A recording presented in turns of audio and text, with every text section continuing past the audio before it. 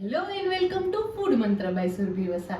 આજે આપણે એક મસ્ત મજાની વાનગી બનાવી રહી. આજે હું ગુજરાતીઓનું ફેવરિટ ફરસાણ એવું પાત્રા બનાવવાની છું. પાત્રા બધાને બહુ જ પસંદ છે, પણ ઘરમાં જ્યારે પણ બનાવવાની વાત આવે ત્યારે પાછા પડતા હોય છે.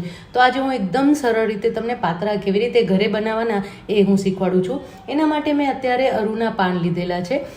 જો એકદમ સરસ સોફ્ટ એવા પાન છે. અત્યારે સિઝનના પાન બહુ જ સરસ આવતા હોય છે અને તમે એની દાંડી જોશો ને તો પણ એકદમ સરસ ગ્રીન છે અને એકદમ સોફ્ટ એવા પાન છે. તો આ રીતના જો આમ કરશો ને તો એ તૂટશે નહીં, એટલા સરસ પાન છે.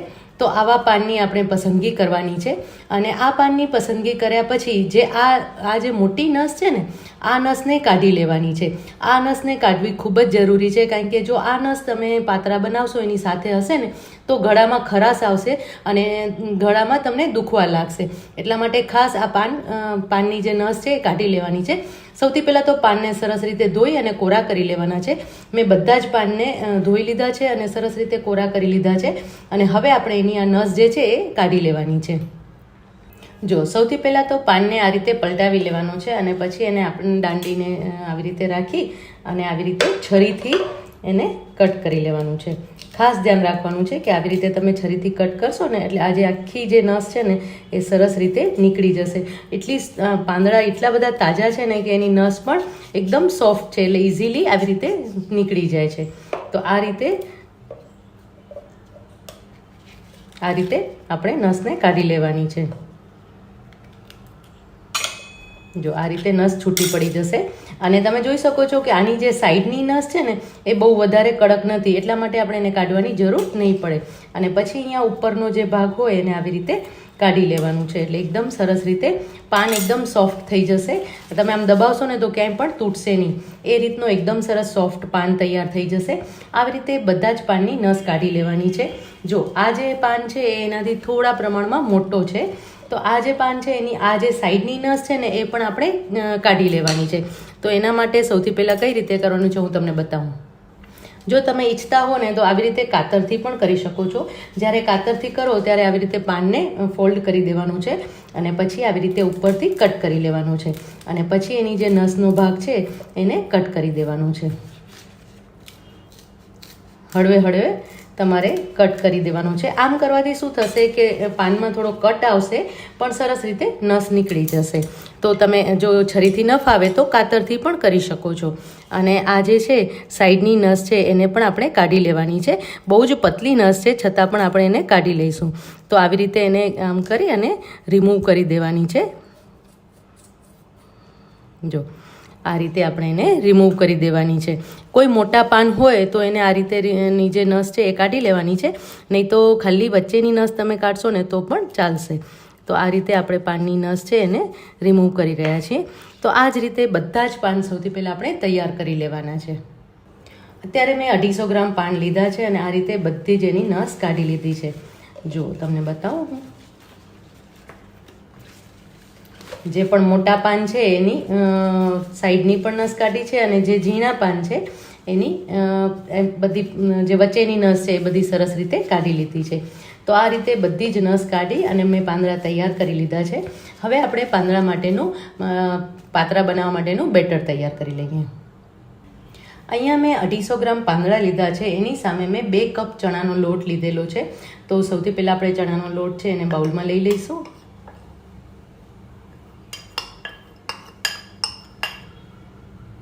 હવે એની અંદર મસાલા એડ કરી દેવાના છે.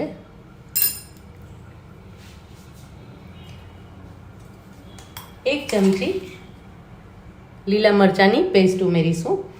જો તમને લીલા મરચાં ન ગમતા હોય તો તમે ફક્ત લાલ મરચું પાવડર જ ઉમેરી શકો છો, પણ મને લીલા મરચાંનો સ્વાદ ગમે છે એટલા માટે હું થોડા પ્રમાણમાં લીલા મરચાંની પેસ્ટ ઉમેરું છું. એના કારણે એનો કલર પણ બહુ જ સરસ આવે છે. હવે એની અંદર 1 ટીસ્પૂન હિંગ, 1/2 ટીસ્પૂન હળદર,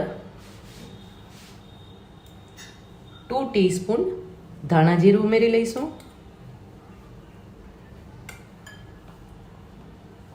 ચપટી ગરમ મસાલો ઉમેરીશ,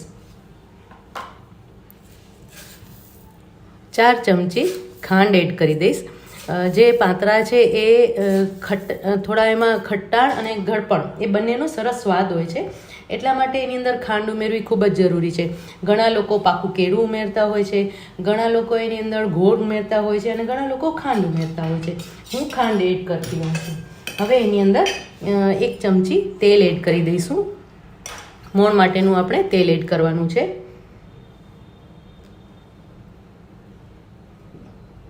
એક ટેબલ સ્પૂન તેલ એડ કરી દેવાનું છે.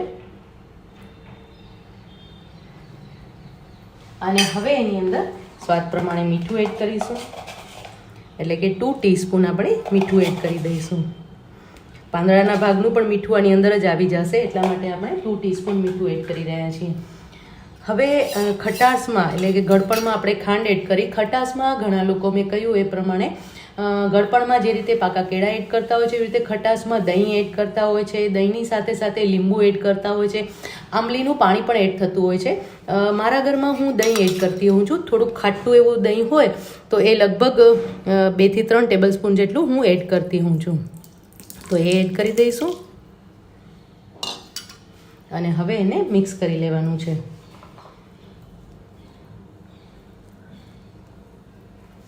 પ્રોપરલી મિક્સ કરી લેવાનું છે અને થોડા પ્રમાણમાં પાણી પણ એડ કરી દઈશું.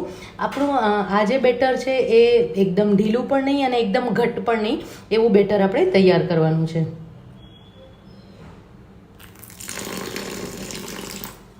અત્યારે હું 1/2 કપ પાણી એડ કરું છું.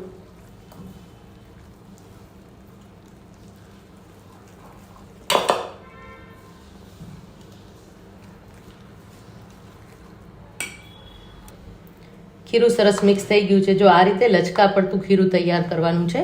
હવે આની અંદર આપણે 1 ચમચી લાલ મરચું પાવડર પણ ઉમેરી લઈશું, જેથી એનો કલર પણ થોડો સરસ આવી જાય અને સરસ રીતે મિક્સ કરી લેવાનું છે. ખીરું સરસ તૈયાર છે. હવે એના ઉપર આપણે ચપટી સોડા એડ કરીશું એની અંદર, જેથી કરીને પાંદડાનો કલર પણ એકદમ સરસ ગ્રીન રહે અને એકદમ સરસ સોફ્ટ પાંદડા તૈયાર થાય, જરા પણ ડચુરો ના આવે. હવે એના ઉપર 1 ટીસ્પૂન લીંબુનો રસ એડ કરી દઈશું અને એને મિક્સ કરી લઈશું.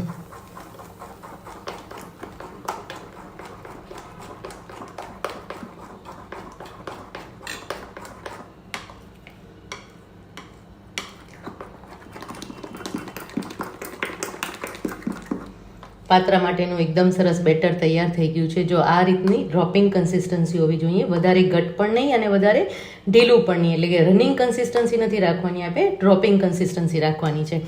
તો ખીરું તૈયાર થઈ ગયું છે. જો હવે આ રીતે પાંદડાને આવી રીતે આપણે પ્લેટ પર લઈ લેવાના છે અને પછી એના ઉપર આપણે ખીરું પાથરવાનું છે. સૌથી વધારે પ્રોબ્લેમ ખીરું પાથરવામાં જ આવતો હોય છે અને એમાં હાથ પણ બગડતા હોય છે. તો આ રીતે એક રબર સ્પેચ્યુલા લેવાનું છે અને આવી રીતે ખીરું એમાં લેવાનું છે. ખીરું લઈ અને આવી રીતે સ્પેચ્યુલાથી લગાવતા જવાનું છે. આવી રીતે ખીરું લગાવશો ને તો હાથ પણ ખરાબ નહીં થાય અને સરસ રીતે સ્પ્રેડ પણ થઈ જશે અને ખીરું એકદમ પ્રોપર તૈયાર થયું છે. હવે એને આ રીતે લગાવી લેવાનું છે.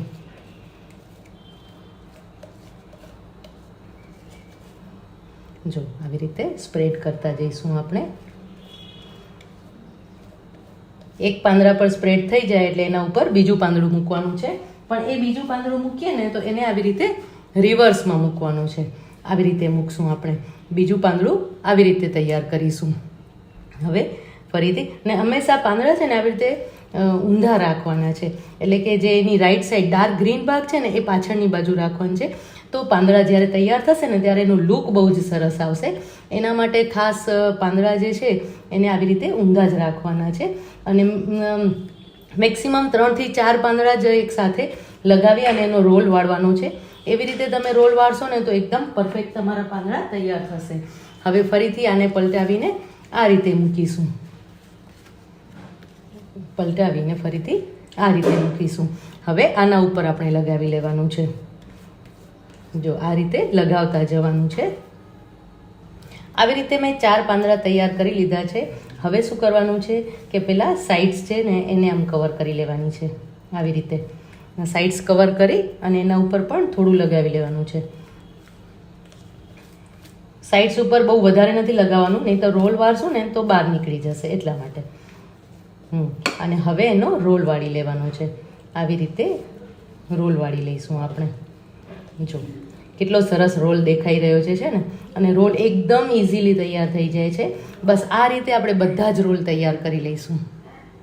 જો આ રીતે બધા જ રોલ તૈયાર કરી લીધા છે અને તમે જોઈ શકો છો કે એકદમ સરસ પેક થઈ ગયા છે. હવે એને બાફવા માટે આપણે મૂકી દઈશું, સ્ટીમ થવા માટે મૂકી દઈશું. હવે સ્ટીમરમાં આપણે જે તૈયાર કરેલા રોલ છે એને મૂકી દઈશું. મેં સ્ટીમરને ગરમ કરી લીધું છે અને એના ઉપર આવી રીતે રોલને ગોઠવી દેવાના છે.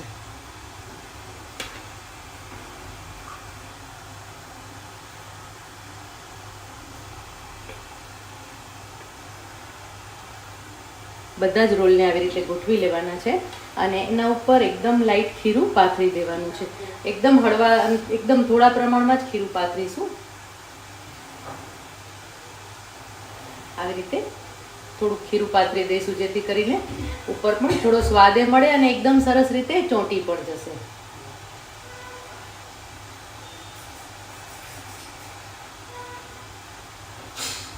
બસ જો હવે આ તૈયાર થઈ ગયા છે. હવે એને બંધ કરી અને સ્ટીમરમાં સ્ટીમ થવા દઈશું. લગભગ 20 થી 25 મિનિટ સુધી આપણે એને સ્ટીમ કરી લઈશું. ચેક કરી લઈએ. આવી રીતે છરી અંદર નાખી અને ચેક કરવાના છે. જો છરી એકદમ સરસ ક્લીન બારે આવી છે, એટલે કે જે પાત્રા છે કે પાંદડા છે એ સરસ બફાઈ ગયા છે.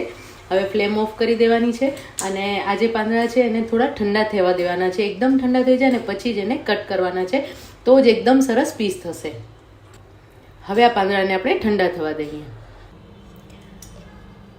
રોલ એકદમ સરસ ઠંડા થઈ ગયા છે અને હવે આપણે એને કટ કરી લઈશું. જો તમે જોઈ શકો છો કે એકદમ સરસ કટ થઈ શકે છે.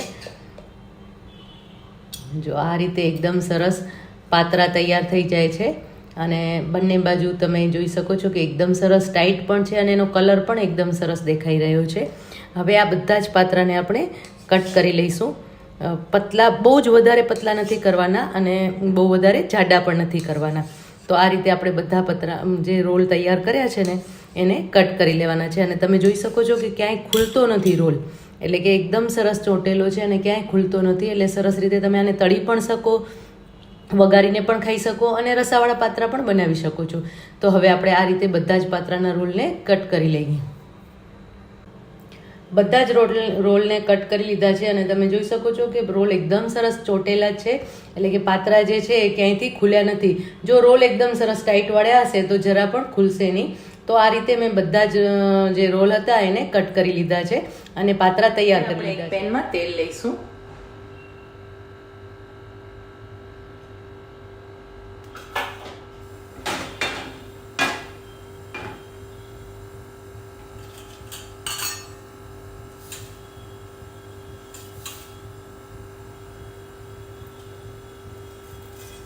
અડધી ચમચી રાઈ એડ કરીશું. એની સાથે તલ એડ કરીશું. 2 ચમચી જેટલા તલ લેવાના છે.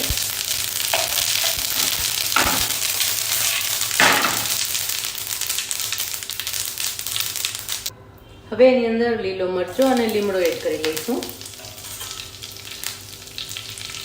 5 ચમચી હિંગ એડ કરીશું. અડધી ચમચી હળદર એડ કરીશું. મિક્સ કરી લઈશું. હવે એની અંદર 2 થી 3 ટેબલ સ્પૂન પાણી એડ કરીશું.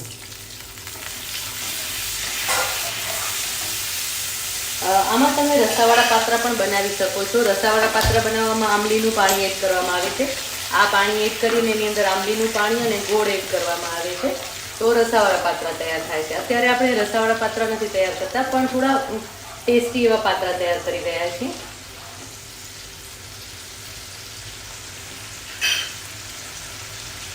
હવે એની અંદર 1 ચમચી ઘડી ચટણી એડ કરીશું.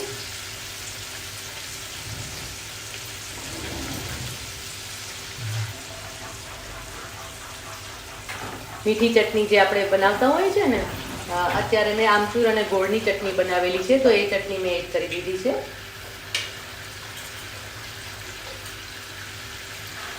પાંચ ચમચી લાલ મરચું પાવડર, 2 ટીસ્પૂન ધાણા જીરું પાવડર એડ કરી દઈશું. અને હવે આની અંદર આપણે પાત્રા એડ કરી દેવાનું છે.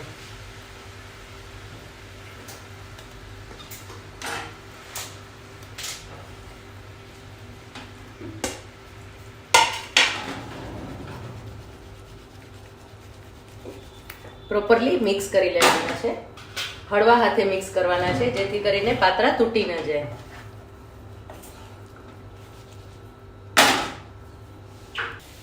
વઘારેલા પાત્રા પણ તૈયાર થઈ ગયા છે. હવે ઉપરથી શેકેલા તલ થોડા ભભરાવી લઈશું એટલે લુક બહુ સરસ આવે. અને સાથે થોડા પ્રમાણમાં કોથમીર ભભરાવી દઈશું. એકદમ સરસ બહાર જેવા જ પાત્રા દેખાઈ રહ્યા છે ને, તો હવે આ વઘારેલા પાત્રાને આપણે સર્વ કરી લઈએ.